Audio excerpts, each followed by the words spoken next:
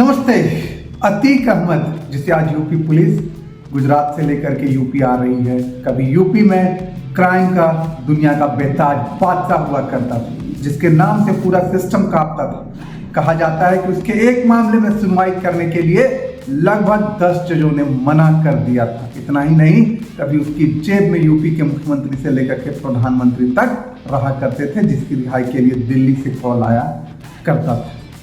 परंतु अतीक अहमद का जन्म 10 मई 1962 को इलाहाबाद के तकिया में फिरोज तांगे वाले के यहाँ हुआ।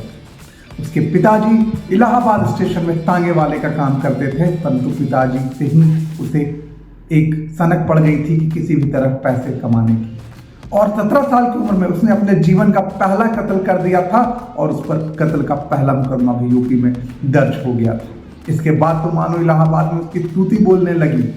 कहीं भी रंगदारी मांगा जाए, कहीं भी पैसा मांगा जाए, फिरोज तांगे वाले का बेटा अतीक अहमद की रंगदारी है, और लोगों को जान बचाने के लिए देना पड़ता था।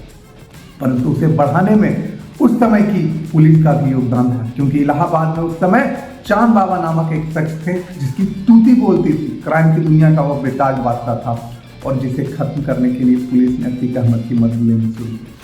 परंतु यह मामला तब से बढ़ गया जब सन 1986 में इलाहाबाद की पुलिस ने अतीक अहमद को गिरफ्तार किया। परंतु तभी उस समय यूपी के मुख्यमंत्री वीर बहादुर सिंह थे, और दिल्ली में प्रधानमंत्री राजीव गांधी थी। पुलिस को दिल्ली से कॉल आता है कि अतीक अहमद को छोड़ दिया जाए, और उसके बाद मानो तो प्रशासन में भी उसकी साख पड़ जाती है, और उसके बाद वह चांद बाबा के लोगों को चुन चुन करके मारने लगता है, और पूरे इलाहाबाद पे क्राइम की दुनिया का बेताज बादशाह बन जाता है। परंतु इस फोन कॉल के बाद उसको समझ में आ गया था कि अगर क्राइम की दुनिया में बने रहना है तो राजनीति में आना सबसे ज़्यादा जरूरी है। और 1989 में पहली बार वह निर्दलीय के रूप में इलाहाबाद के पश्चिमी सीट से चुनाव लड़ता है, जहां उसके खिलाफ कोई भी प्रत्याशी खड़ा होने की हिम्मत नहीं कर पाता, और वह निर्दलीय चुनाव जीत करके विधायक बन जाता है। और उसके बाद तो मानो जैसे इलाहाबाद के पूरे सिस्टम पे वो हावी होकर के वहाँ की संपत्तियों को लूटना चालू करता है, लोगों के कत्लेआम करना चालू करता है। 1996 तक आते आते समाजवादी पार्टी का उसे साथ मिलता है, और समाजवादी पार्टी में उसकी तूती बोलने लगती है। कभी वह मुलायम सिंह यादव जी के साथ मंच साझा करने लगता है। उसके बाद वह पुनः विधायक बनता है। इतना ही नहीं, 1991 से 1993 में भी वह इलाहाबाद के पश्चिमी सीट से लगातार विधायक बनते रहता है। परंतु 30 साल की उम्र तक आते आते लगभग 44 हत्या के मामले उसके ऊपर दर्ज हो चुके होते हैं, जिनमें गैंगस्टर एक्ट से लेकर के छीनताई, हत्या, बलात्कार जैसे सारे मामले दर्ज होते हैं। परंतु 1999 में वह अपना दल ज्वाइन करता है, और वहां से पुनः चुनाव जीतकर 5वीं बार वो विधायक बनता है। उसके बाद तो मानो यूपी विधानसभा में भी उसकी तूती बोलने लगती। महंगी गाड़ियों का शौक हो जाता है। जगह जगह पूरे उत्तर प्रदेश में उसकी प्रॉपर्टी में अनगिनत बढ़ता होती है, और वह लगभग क्राइम की दुनिया को कंट्रोल करने लगता है।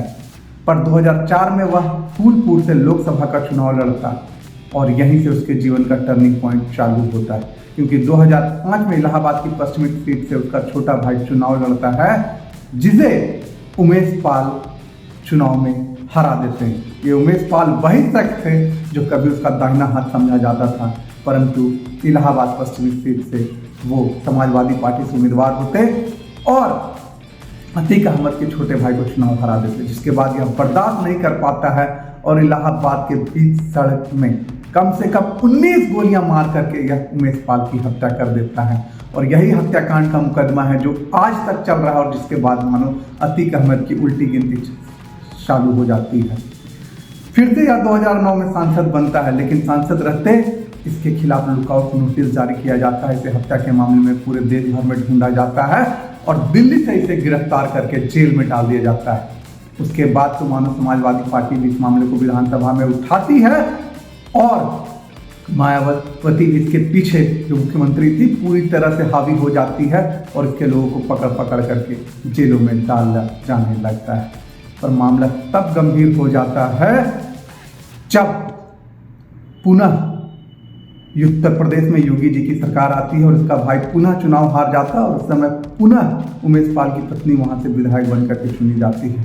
और उसके बाद गैंगस्टर एक्ट लगा करके अतीक अहमद की सारी संपत्तियों को सीज किया जाने लगता है, उसके घरों को गिराया जाने लगता है, उसके एक एक आदमियों की लिस्ट बनाई जाती है जिसमें लगभग 256 लोग होते हैं, उनको गिरफ्तार किया जाने लगता है। इसके बाद भी योगी सरकार नहीं रुकती और इस मामले में सीबीआई जांच बैठा देती है और इसके बाद इस मामले में अतीक अहमद की गिरफ्तारी होकर उसे सेंट्रल जेल में रखा जाता, उसके बेल को निरस्त कर दिया जाता। पर अतीक अहमद का खौफ इतना था कि आप इसी से समझ सकते कि इसके एक मामले में बेल देने में लगभग 10 जजों ने इनकार कर दिया था कि वो इस मामले में सुनवाई ही नहीं करना चाहते, वो कोर्ट में बैठना नहीं चाहते। तब जाकर के 11वां जज आता है और वो इस मामले में इसे बेल दे देता है।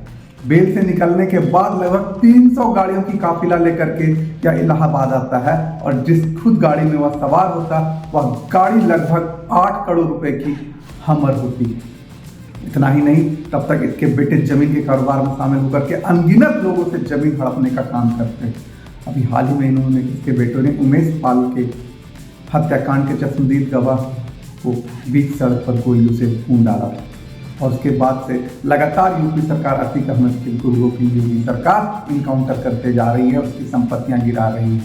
आजकल जब गुजरात से अतीक अहमद को लाया जा रहा था तो उसकी बहन उसके इनकाउंटर होने का शक कर रही थी और उसके जान बचाने की दुहाई दे रही थी।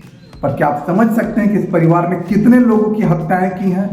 लगभग कम से कम 44 मर्डर के मामले हैं अतीक अहमद के ऊपर और कितने ऐसे मामले हैं जहां डर से लोगों ने पुलिस पर कंप्लेन ही दर्ज नहीं किया, जो थाने तक नहीं आई।